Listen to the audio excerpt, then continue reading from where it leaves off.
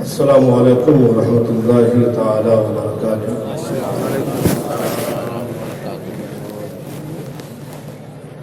نحمده ونصلي ونسلم على رسوله الكريم،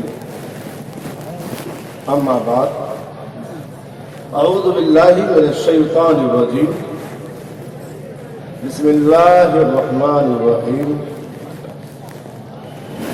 قل هل يستوي الذين يعلمون والذين لا يعلمون آمنت بالله صدق الله العظيم۔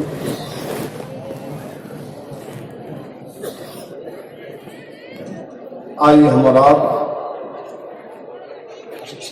عقیدت میں اپنے نبی کو یاد کریں اور درود پاک پڑھیں۔ اللہم صلی علی سیدنا و مولانا محمد وآلہ وسلم، صلو علیہ الصلاۃ والسلام علیک یا رسول اللہ صلی اللہ علیہ وآلہ وسلم۔ وہ سرور کشور رسالت جو عرش پر جلوہ گر ہوئے تھے، نئے نرالے طرب کے ساما عرب کے مہمان کے لیے تھے۔ کمان امکان کے جھوٹے نقطوں تم اول و آخر کے پھیر میں ہو۔ کمان انکار کے جھوٹے نقطوں تم اول و آخر کے پھیر میں ہو۔ محیط کی چال سے تو پوچھو کدھر سے آئے کدھر محیط کی چال سے تو کدھر سے۔ آج رومی کی سرزمین پر گلشن مدینہ کے سائے تلے ہزاری باغ کا دل و دماغ اس اسٹیج پہ موجود ہے۔ میں دیکھ کر اتنا خوش ہو رہا ہوں کہ ان کی بارگاہ میں خراج عقیدت پیش کرتے ہوئے راحت صاحب کا دو مصرع پڑھوں گا کہ یہ جو لوگ بڑے ہیں وہ بڑے رہتے ہیں، جو لوگ بڑے ہیں وہ بڑے رہتے ہیں۔ یہ اور بات ہے کہ خاموش کھڑے رہتے ہیں۔ جو لوگ بڑے ہیں وہ بڑے رہتے ہیں، یہ اور بات ہے کہ خاموش کھڑے رہتے ہیں۔ ایسی اسلاف سے ملتا ہے ہمارا شجرہ، ایسی اسلاف سے ملتا ہے ہمارا شجرہ، جن کے جوتوں پہ کئی تاج پڑے رہتے ہیں، جن کے جوتوں پہ کئی تاج پڑے رہتے ہیں۔ ہم تمام علماء کرام کا بحثیت میزبان بھی استقبال کرتے ہیں اور شکریہ ادا کرتے ہیں۔ والذین اوتوا العلم درجات کے تحت جلالین شریف میں محشی نے ایک روایت نقل کی،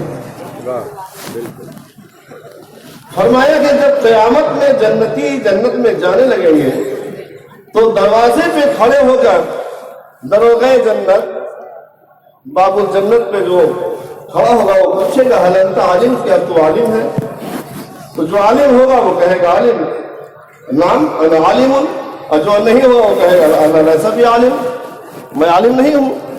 تو جو جنتی ہوگا، جو عالم نہیں ہوگا، فرشتہ کہے گا جاؤ جنت میں داخل ہوگا۔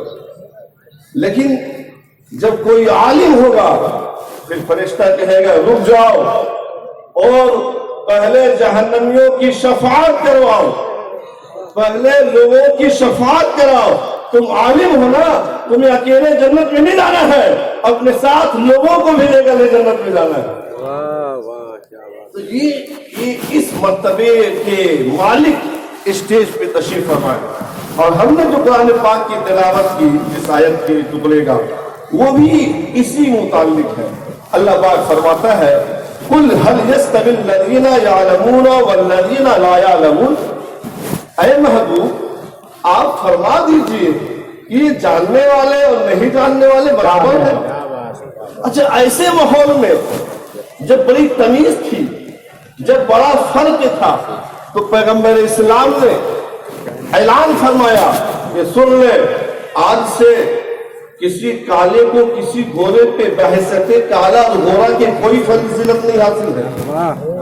آج سے کسی عجمی کو کسی عربی پہ، کسی عربی کو کسی عجمی پہ بحثیت عجمی اور عربی کوئی فضیلت نہیں حاصل ہے۔ ایسے ماحول میں جب نبی نے سب کو برابر کر دیا اور پھر پیغام دیا، ایک ہی صف میں کھڑے ہو گئے محمود و ایاز، نہ رہا کوئی بندہ نہ کوئی بندہ نواز۔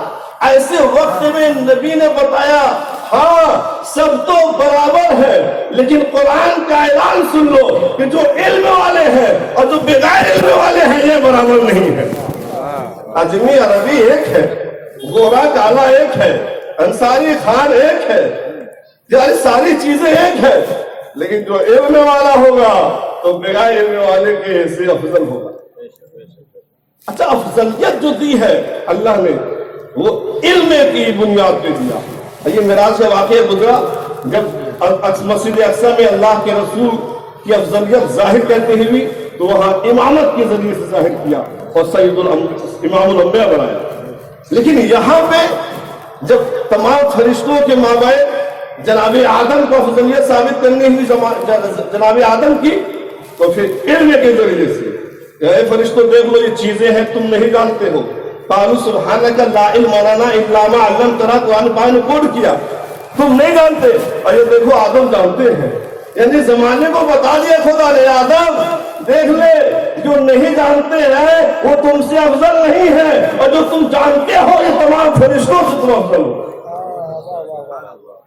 یہ انسان اور فرشتہ تو بھول جائیے، یہ کتا جو ہوتا ہے کتا یہ بھی کتے برابر نہیں ہے۔ میں سابق کہاں کی بات نہیں کر رہا ہوں، تو بڑی بات ہے۔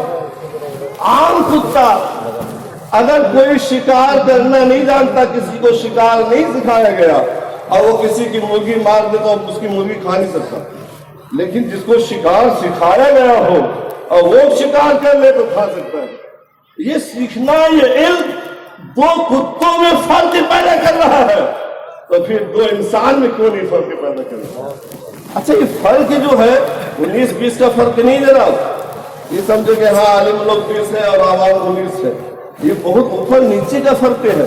اگر قرآن کی دوسری آیت کی جانب ہم دیکھیں اور رہنمائی حاصل کریں تو اللہ تعالیٰ ایک جگہ ارشاد فرماتا ہے قل هل يستوي الاعمى والبصير، اے محبوب آپ فرما دیجئے کہ یہ آنکھ والے اور نابینا برابر ہیں۔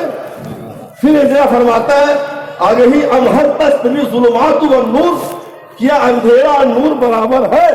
اب تو سمجھ میں آ گیا کہ کہاں اندھیرا کہاں نور، کہاں آنکھ والا کہاں نابینا۔ ہمیں جب آنکھ والے اور بغیر آنکھ والے میں اتنا فرق ہے کہ آنکھ والا دیکھتا ہے بغیر آنکھ والا دیکھتا نہیں، جب نور اور تاریکی میں اتنا فرق ہے کہ تاریکی آ جائے تو اپنا چہرہ بھی نظر نہ آئے شیشہ میں، اور نور ہوتا ہے تو دور سے نظر آ جاتا ہے۔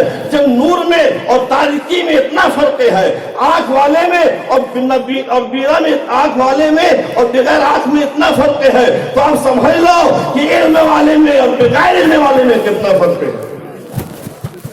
آپ جانتے ہیں یہ جو لوگ علم حاصل کرتے ہیں اللہ تعالیٰ نے بڑا عظیم بنایا ہوتا ہے۔ دیکھیے دنیا کا کوئی بھی عہدہ آپ لیں، آپ انجینئر ہیں، آپ بیرسٹر ہیں، آپ کسی سبجیکٹ میں پروفیسر ہیں، آپ ڈاکٹر ہیں، کوئی بھی کتاب آپ نے پڑھی ہے تو اس کو کسی انسان نے لکھا ہے، اس کو کسی انسان نے لکھا ہے، وہ چاہے ہمارے ہندوستان کا ہو یا جاپان کا ہو، کسی انسان نے لکھا ہے۔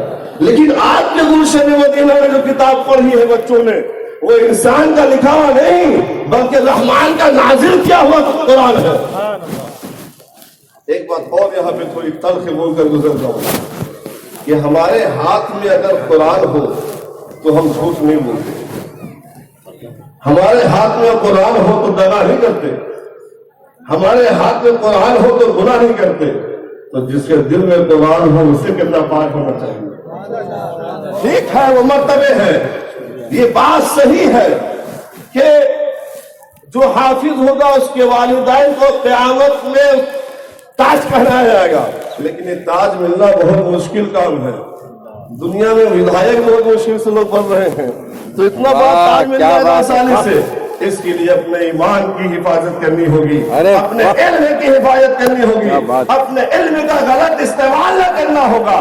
دین کا استعمال علم کا استعمال دین کے لیے کرنا ہوگا، اس لیے کہ جہاں جہاں بھی علم کا استعمال آیا ہے تو وہاں علم کے ساتھ دین کا استعمال ہوا ہے کہ علم حاصل کرو لیکن دین کا علم حاصل کرو تب کامیابی ہے۔ علم حاصل کرتی ہے دنیا تو کیا ہوتا ہے جانتے؟ امریکہ نے شام کو برباد کر دیا، امریکہ نے بمباری کی تو سیریا تباہ ہو گیا جسے شام کہتے ہیں، عراق برباد ہو گیا، افغانستان تباہ ہو گیا۔ یہ دنیا کے علم والے تھے، لیکن جب بندہ دین کی تعلیم حاصل کرتا ہے تو نبی فرماتے ہیں کہ اس وقت تک کوئی مومن کامل نہیں ہو سکتا کہ جب تک وہ سو رہا ہو اور کھا پی کر کے سو رہا ہو اور اس کا پڑوسی بھوکا ہو۔ تو جو اسلام پڑوسی کو بھوکا برداشت نہ کر سکے وہ کسی کی قتل کیسے برداشت کر سکتا ہے؟ اس لیے ہمارے لیے علم تو ضروری ہے، لیکن علم کسی کے دغا کے لیے نہیں بلکہ اللہ اور اس کے رسول کے وفا کے لیے۔ دنیا میں جو سب سے بڑی تعظیم ہے، آپ دیکھیں کہ بھی آپ کے ملک میں ہمارے ملک والا بھی بول جاتا ہے، وہ جب کسی سفر میں جاتا ہے تو اس کے پیروں کے نیچے ریڈ کارپیٹ بچھا دیے جاتے ہیں۔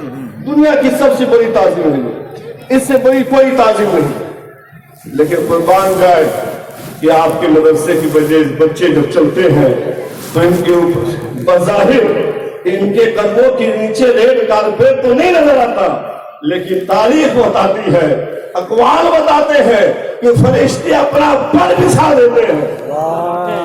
ہم اپنے بچوں کو خوانی اور میلاد کا سامان بالکل نہ سمجھیں، اپنے اساتذہ کو ملازم اور نوکر کبھی نہ سمجھیں۔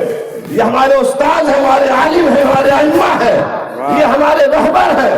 یہ اور بات ہے کہ ہمارے زیر اثر رہتے ہو ہمارے مدرسے میں، مسجد میں، لیکن ہر لحاظ سے یہ ہماری تعظیم کے لائق ہے۔ ہم ان کا ادب و احترام کریں، ہماری دنیا بھی کامیاب ہوگی۔ جناب دنیا والے اپنے رہبروں کو، ابھی ایک کا بیان آیا تھا نا جس نے غازی آباد کے پنڈت نے بیان دیا تھا کہ بھاجپا میں جتنے بھی مہیلائیں سب کلیکٹر ہیں، ایک کیس اس کے اوپر بک نہیں ہوا۔ وہ جاہل لوگ اپنے رہبروں کی اتنی تعظیم کریں اور ہم اپنے رہبروں کی غیبت کریں، ایسا نہ ہو سکتا ہے۔ اگر ہم چاہتے ہیں کہ دنیا اور آخرت میں سرخرو ہو جائے تو ہمیں اپنے علماء کی قدر کرنی ہوگی۔ ایک کتاب ہے جو ہندوستان کے تمام مدرسوں میں پڑھائی جاتی ہے، مناظرہ رشیدیہ۔ اس کے مصنف 400 سال پرانے بزرگ ہیں اور سلسلہ رشیدیہ کے بانی ہیں۔ ایک کتاب ہے جو مدارس میں اب صرف رکھی جاتی ہے، وہ ہے شمس بازگاہ۔ اس شمس بازگاہ کے مصنف کے ساتھی ہیں علامہ رشید۔ انہوں نے ایک وصیت کی تھی، انہوں نے فرمایا تھا، انہوں نے وصیت لکھوائی تھی کہ جب میرا انتقال ہو جائے تو میری قبر میں، عام طور پہ جو ہمارے یہاں قبر بنتی ہے وہ لحد ٹائپ کی نہیں ہوتی، جو لحد ہوتی ہے اس میں کچی اینٹوں کا بھی استعمال ہوتا ہے۔ تو انہوں نے وصیت فرمایا تھا کہ میری قبر میں وہ اینٹیں استعمال کی جائے جو جن اینٹوں پہ ہمارے مدرسے کے طلبہ چپلیں کھولتے ہیں۔ یعنی اتنا بڑا عالم اور وہ مدرسے کی طلبہ کی عزت و حرمت کو بیان کر رہا ہے، نہ صرف بیان کر رہا ہے بلکہ یہ خیال کر رہا ہے کہ میری بخشش کا ذریعہ اگر کچھ ہے تو وہ طلبہ کی تعظیم اور توقیر ہے۔ ابھی ایک بیان حضور محدث کبیر کا آیا، محدث کبیر جو 90 سال کی عمر میں بھی رات بھر جلسے کرتے ہیں اور دین میں پڑھاتے ہیں، وہ فرماتے ہیں کہ اس عمر میں میں اس لیے پڑھاتا ہوں کہ شاید کوئی ایسا شاگرد مجھے ایسا مل جائے کہ میری بخشش کی ضمانت مل جائے۔ تو یہ طلبہ ہمارے لیے بڑے قیمتی ہیں، یہ اساتذہ، یہ علماء ہمارے لیے بڑے قیمتی ہیں۔ ہم ان کی تعظیم و توقیر کریں گے تو اللہ تعالیٰ ہماری دنیا کو بہتر بنا دے گا اور آخرت میں جنت عطا فرمائے گا۔ اللہ پاک ارشاد فرماتا ہے قل هل يستوي الذين يعلمون والذين لا يعلمون۔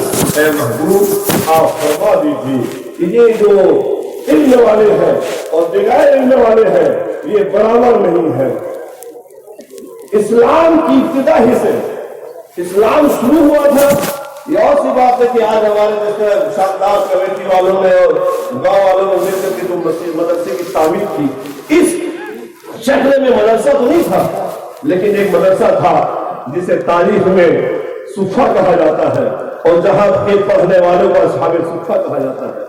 وہ ایسا مدرسہ تھا کہ جہاں دینی تعلیم ہوتی تھی، جہاں قرآن و حدیث پڑھایا جاتا تھا، اور وہاں پہ پڑھنے والے رسول اللہ صلی اللہ علیہ وسلم سے پڑھتے بھی تھے اور رسول اللہ صلی اللہ علیہ وسلم سے پیتے بھی تھے۔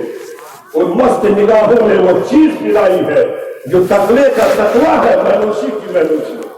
اور پھر اس کے بعد کا زمانہ دیکھیے، ابھی 11ویں شریف گزرا، ہم لوگ نیاز دلاتے ہیں، بڑے پیر دستگیر کی وہی مدرسے میں پڑھے، جس مدرسے میں پڑھتے تھے اس مدرسے کا نام مدرسہ نظامیہ تھا۔ آپ دیکھیں بخارا کی سرزمین پہ ہمارے ہندوستان کے راجا خواجہ ہندلوری تشریف لے گئے، وہ تعلیم حاصل کی۔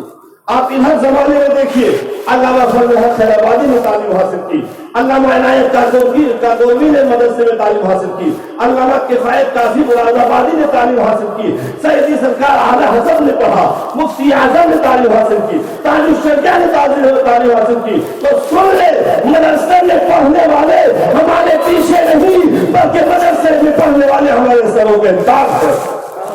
اسلام کی تاریخ بول رہی ہے کہ جو مدرسے میں پڑھتے ہیں، کچھ چیزیں ہیں ایسی کہ ہم نے مدرسے کو اپڈیٹ نہیں کیا، ورنہ وہ زمانہ تھا قاری شہنواز صاحب، وہ زمانہ تھا کہ ہمارے مدرسے کا نکلا ہوا عالم جہاں ظہر کی نماز میں امامت کرتا تھا، وہیں کورٹ میں بیٹھ کر کے جج کی حیثیت سے فیصلہ سنایا کرتا تھا۔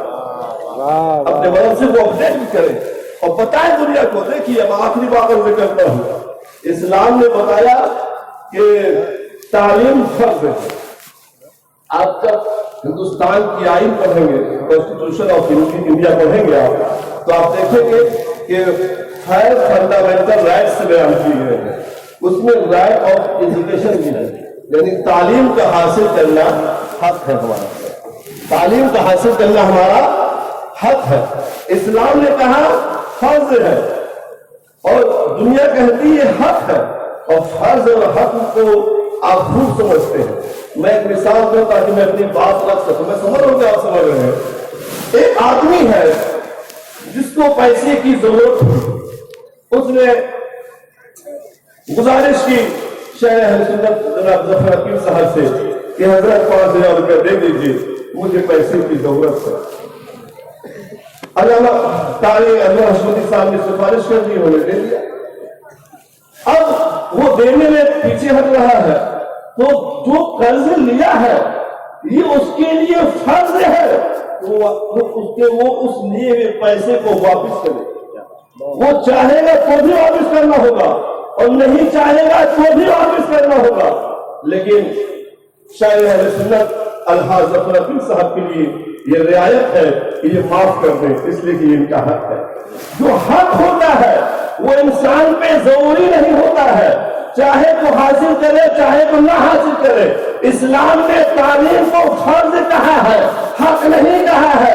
اے مسلمانوں، تم چاہو گے تو بھی تمہیں پڑھنا پڑے گا اور نہیں چاہو گے تو بھی تمہیں پڑھنا ہوگا، کہ اسلام میں تمہاری یہ تعلیم حق نہیں ہے، تمہارے اوپر فرض ہے۔ تم کھانا چاہے جیسا کھاؤ، تم روز بھلے ہی کپڑے پرانے پہنو، تمہارے گھر کے کھانے میں روزانہ بریانی نہ ہو، لیکن تمہارے بچے تعلیم یافتہ ہو۔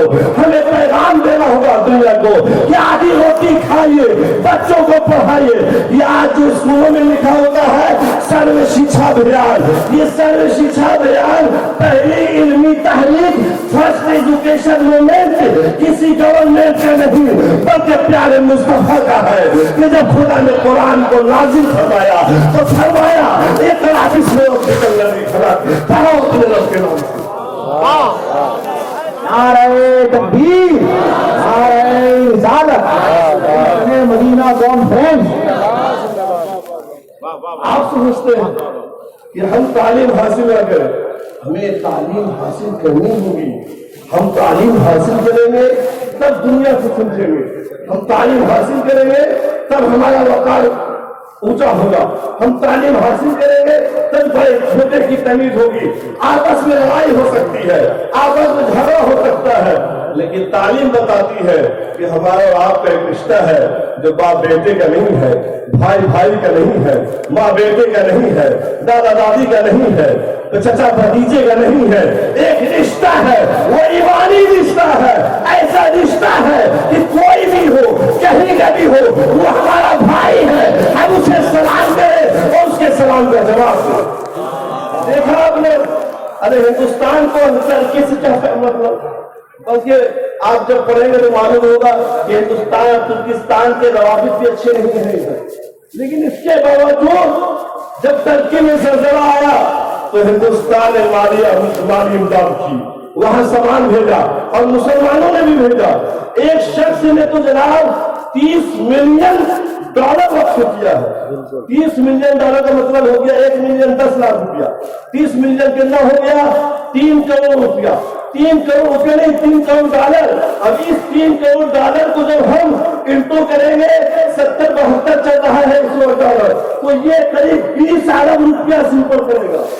ایک شخص اپنی سمپتی اس لیے شرکیہ بھیج رہا ہے، اس لیے ترقی بھیج رہا ہے کہ وہ اس کا رشتہ عام نہیں ہے، لیکن ہاں وہ مسلمان ضرور ہے۔ ہم اپنی اس غلامی کے معاملے کو سنبھالیں تو پھر دیکھیں گے کہ ہم کامیاب رہیں گے۔ میں پھر آپ کو سب کو مبارکباد پیش کرتا ہوں اور کہتا ہوں کہ آپ نے جلسہ نہیں کرایا، بلکہ آپ نے ہمیں اور آپ کے تمام علماء کو گلشن مدینہ سے جوڑ دیا ہے۔ ہم کل تک اب تک جیسے گلشن مدینہ کی کمیٹی اساتذہ ناظم اعلیٰ قاری عبدالمجید صاحب کے ساتھ، طلبہ کے ساتھ محبت کا معاملہ رکھتے تھے، انشاءاللہ اس محبت میں آج سے اور اضافہ ہو جائے گا اور ہم اپنے ادارے کے لیے بڑھ چڑھ کر ہر طرح سے حصہ لیں گے اور دنیا کو بتائیں گے کہ یہ مدرسے ہمارے لیے کتنا ضروری ہے۔ ڈاکٹر اقبال نے کہا نا کہ یہ مدرسے کی ٹوٹی چٹائی کو ایسی سالم بنانے کو میری آنکھیں دیکھ رہی ہے کہ جب اسپین سے مسلمان نکالا گیا تھا تو پورے اسپین میں ایک بھی مدرسہ نہیں تھا۔ یہ جو آپ نیوز پہ دیکھتے ہو مدرسوں کے خلاف چلتا ہے، ایسے نہیں چلتا ہے۔ لوگ جان رہے ہیں کہ اگر اسلام کو ختم کرنا ہے ہندوستان سے، مسلمان کو ختم کرنا ہے ہندوستان سے، تو ان کے مدارس کو ختم کر دو۔ جب تک مدرسے باقی رہے اللہ اور اس کے رسول کا ذکر ہوتا رہے گا۔ اور ہمیں چاہیے ہم طلبا کو کہ ہم اپنے اساتذہ کا ادب و احترام کریں۔ یہ جو کتابیں کھولتے ہیں جو کالا کالا دکھتا ہے، یہ کالا کالا جو ہے نا وہ کالا کالا دکھتا ہے۔ انہی اساتذہ نے بتایا کہ یہ کالا کالا جو ہے یہ کالا کالا نہیں ہے، یہ کالا اللہ اور کالا رسول ہے۔ ہمارے لیے ضروری ہے کہ ہم اپنے اساتذہ کرام کا ادب و احترام کریں، ان سے محبت کریں، اور وہ قرآن ان بچوں کے سینوں میں آیا۔ خوش نصیب لوگ ہیں جنہوں نے اپنے بچے کو حافظ بنایا ہے۔ یہ کچھ بھی بنا سکتے تھے لیکن انہوں نے سوچا میرا بڑھاپا تو جیسے تیسے گزر جائے گا، لیکن بچے اگر حافظ بن جائیں گے تو میری قوم میں بڑھاپا نہیں جائے گا۔ یہ قرآن ہمیں اوریجنل کاپی ملی ہے۔ اوریجنل کاپی میں اس لیے بولتا ہوں، حضور مفتی صاحب محمود صاحب حضور مفتی عبدالجلیل صاحب تشریف رکھتے ہیں، اس لیے بولتا ہوں اوریجنل کاپی کہ تمام کتابیں جو آسمان سے نازل ہوئی تو وہ ٹرانسلیٹ ہو کر کے قوم کو ملی۔ عربی میں نازل ہوئی انجیل، زبور، توریت، لیکن عبرانی میں پہنچی۔ قوم عبرانی جانتی تھی، قوم سنانی جانتی تھی، لیکن واہ قرآن تیری عظمت کو سلام کہ نازل بھی کیا خدا نے عربی میں، جبرائیل پہنچائے بھی عربی میں، مصطفیٰ پڑھے بھی عربی میں، اور قیامت تک انشاءاللہ اس قرآن کو عربی میں پڑھا جائے گا۔